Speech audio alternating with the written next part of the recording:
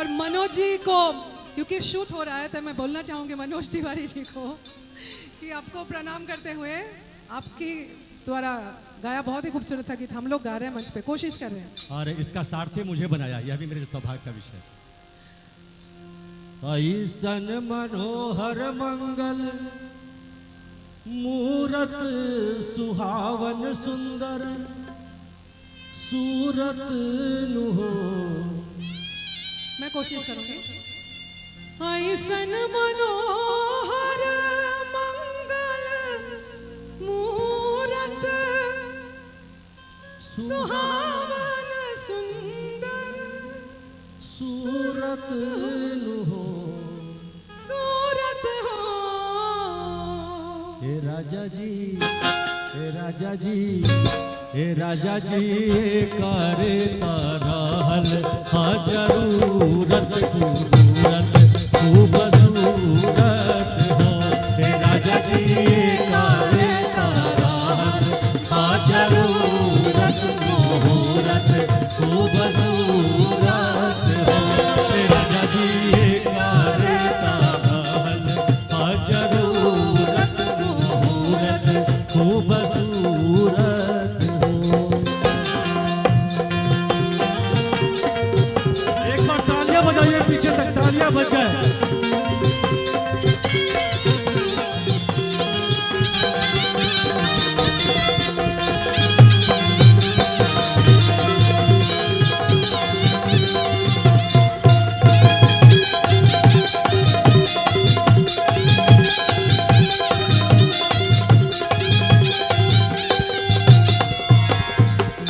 हमरा बुझात बबुआ जीएम होई है नानाई तो डीएम होई है रे।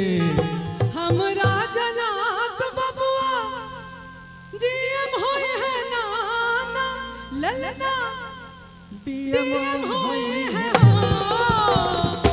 ए राजा जी, ए राजा जी, ए राजा जी हिंद के सितारा ई तो सीएम होई है ओके ऊपर पीएम होई है। ए राजा जी हिंद के सितारा ई तो सीएम होई है ओके ऊपर पीएम होई है हो। ए राजा जी हिंद के सितारा ई तो सीएम होई है ओके ऊपर पीएम होई है।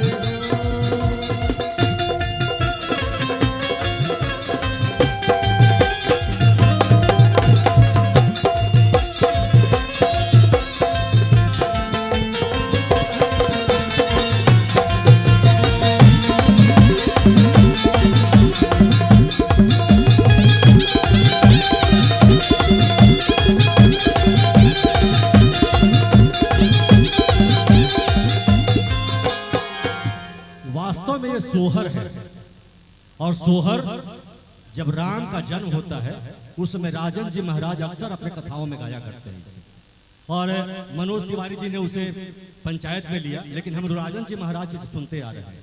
और जब राम का और ये राजा जी दशरथ जी के लिए कहा गया है। बहुत सारे नए लोग होंगे वो समझते हो कि राजा जी का मतलब वो जो राजा जी गाने में हीरो हीरोइन का है, लेकिन राजा जी का मतलब है कि दशरथ जी। ए राजा जी ये करे तो और आधुनिक युग से जोड़ा उन्होंने। हमरा बुझात बबुआ जीएम होई है नानाई तो डीएम होई है रे। ना ना ये जीएम होगा तो किसी ने कहा नहीं नहीं ये जीएम नहीं होगा, उससे ऊपर डीएम होगा। तो किसी ने कहा नहीं नहीं हमको तो बुझाता है ये सीएम होगा और सीएम से भी हिंद का सितारा ऊपर पीएम होगा। हमरा बुझात बबुआ जीएम होई है नानाई तो डीएम होई है रे। हो ललना हो ललना हो ललना हिंद के सितारा ई तो सीएम होई है ओके ऊपर पीएम होई है। हे ललना हिंद के सितारा ई तो सीएम होई है ओसे ऊपर पीएम होई है हो।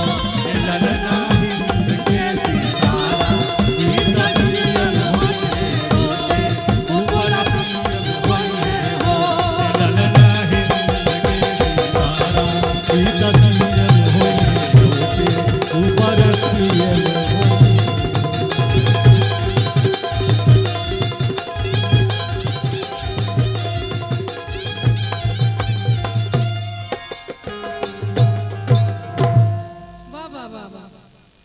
अच्छा लगा। कितना मेहनत किया, तालियां कमजोर बजी।